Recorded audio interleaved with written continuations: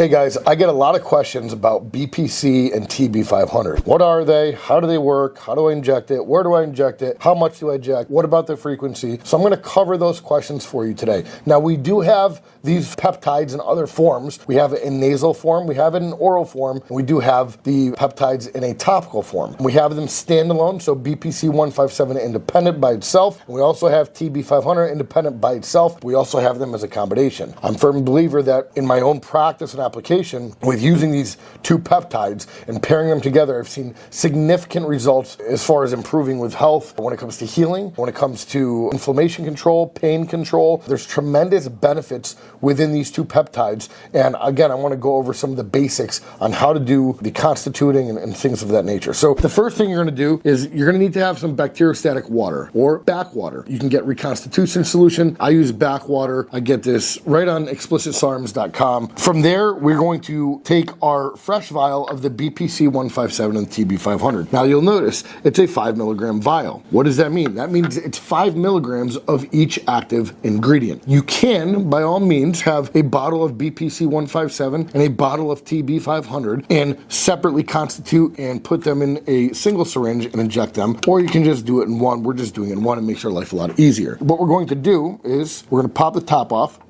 Okay, top is off. We're going to have to constitute it and put this bacteriostatic water inside of this vial. So what we're going to do is this. These are always going to be sterile syringes. We're going to pull. You don't have to do this. So what we're going to do is we're going to pull this to 100 units. Now we don't always have to do this, but I like to do this. It just helps me put a little air in this, gets a little more pressure there. When you pull it out, it helps put the liquid in here. So we're going to put it in the middle here. Okay. And push the air in there. Look, without me even pulling, it's pulling it out organically. Okay. I'm going to finish doing the job for it and pull this bad boy out organically.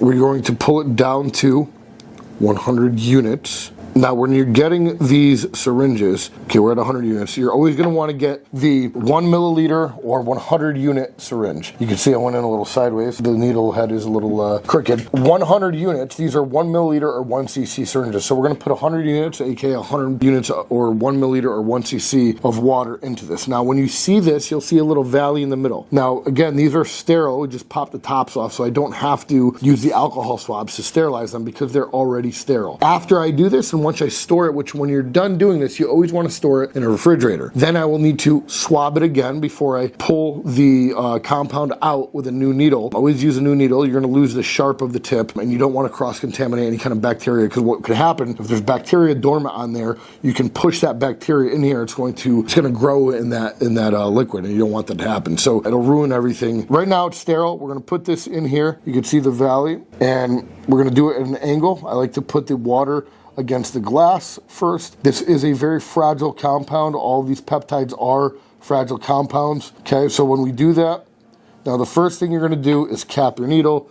I've been stuck one too many times by myself. When you put the cap on, go slow. You're going to discard this needle. So now what do you do with this? Because you have a powder that has to be constituted. We generally want to shake things up. You don't want to shake it. It's a slow roll. Slowly roll this thing. Eventually it'll dissipate. Now, even if you don't roll it, it will dissipate. If you want to get there fast and you're impatient like me, you could roll it, but don't shake it. They're fragile compounds. And this process, what I'm doing right now, is called the constitution process. Also notice my fingers are not on the top, it's just on the sides, so that I'm not getting bacteria on the rubber, where I'm then going to have bacteria contaminate the actual compounds inside the vial. Now it's finally dissipated. The next question is dosing. How do I dose it? If we don't have these two compounds together, what you're going to want to do for dosing, generally it's going to be 2 milligrams or 2.5 milligrams of the TB500 administered 2 times per week, and the BPC anywhere from 250 micrograms daily up to 500 micrograms daily, or every other day. Because we have a combination of the two peptides,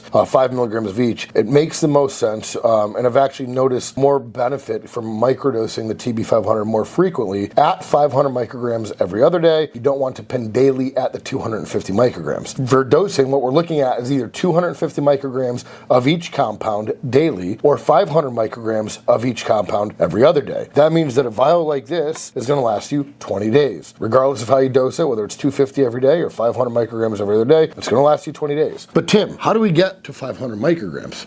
Great question. I'm gonna walk you through the process. Let's do some simple math. If this whole vial is 1 cc of backwater, or 100 units, so remember, 1 cc equates 100 units. And if this whole vial is 100 units, and we put that in there, and that's 5 milligrams of each compound, and a milligram is equal to 1,000 micrograms. You can also go to Google and just type this in. There's like a peptide calculator, but we'll do it old fashioned. We're gonna get out our handy dandy calculator. What we're gonna do is 5,000 micrograms, 5,000, and we're gonna divide that by 100, and that means every 1 unit is 50 micrograms. What does that mean? Well, 50 times 100, oh wait, that means 10 units is gonna be 500 micrograms. It's like magic. Call me Harry Houdini. Right there, guys.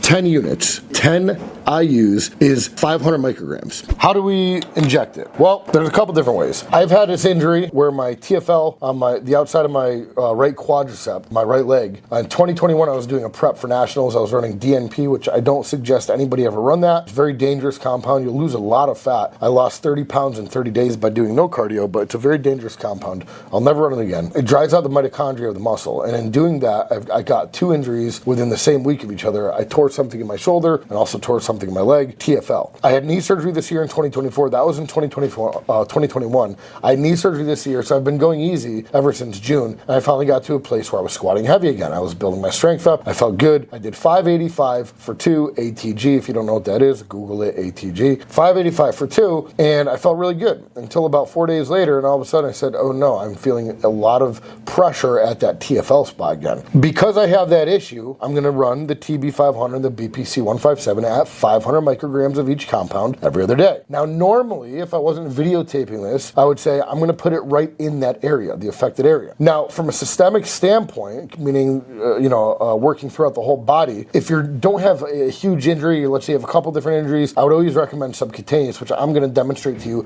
how to do here in a second. But if you do have an acute injury, this is where going directly into that area, the affected or injured area would be beneficial, as long as you have good muscle tissue there or fat tissue there. If it's a joint, like your wrist or ankle or something like that, I would recommend going to the stomach fat subcutaneous injection. We're gonna pretend that this has been used before, even though it hasn't, and we're going to sanitize this.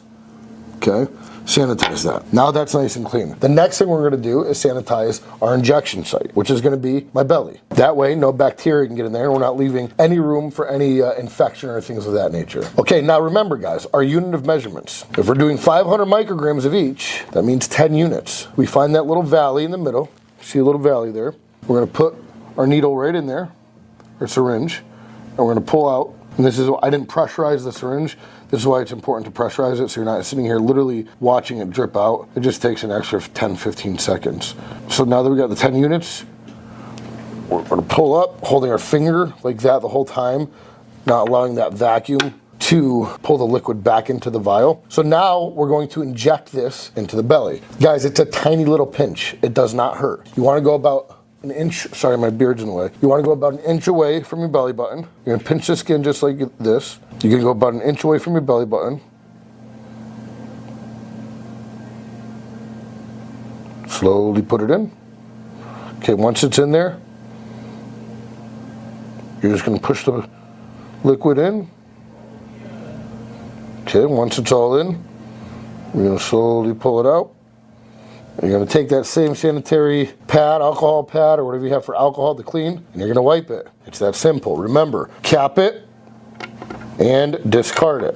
Now the frequency, like I said, is gonna be either daily or every other day. If you're gonna do 500 micrograms, you can do and guys, you can do 500 micrograms a day, you're just going to run through it faster. In the research and studies that I found, there's no need to do more than either 250 micrograms daily or 500 micrograms every other day. As far as the length, the duration of time, how long are you supposed to take this BPC 157 and TB 500 for? 6 weeks, 8 weeks if necessary, 4 weeks if it's healed by then. I would say anywhere between 4 and 6 weeks. If you have to maybe do an extra 2 weeks, you can, but there's really no need to go longer than 8 weeks. Does it actually work? Yes. We have customers, I'm not going to release their names for confidentiality reasons. We have an elderly couple who is on a subscription plan from explicitsarms.com, and they are on literally this exact compounds right here, this exact vial. It's the TB500 and BPC 157. The gentleman, he is, I believe, 70, in his early 70s. Both of his rotator cuffs are completely torn. There's no connective tissue in between, and apparently his wife is explaining to me that he's very hard hard-headed and stubborn. So he went to 2 or 3 different doctors, got MRIs done, imaging, and they said that no, he needs to get surgery done. Being old and stubborn and hard-headed, he said, I'm not doing that. I will heal myself. And where he landed on explicitsarms.com. After 2.5 months of taking that, his wife had some sort of cancer in her groinal area, and she was left with keloids, so scarring tissue of the groinal area. She was on the exact same thing. After 1 month of her using this and 2.5 months of him using it, within 1 month, her scars were completely gone, and doctors could not believe it. Within 2.5 months, there was tissue, connective tissue,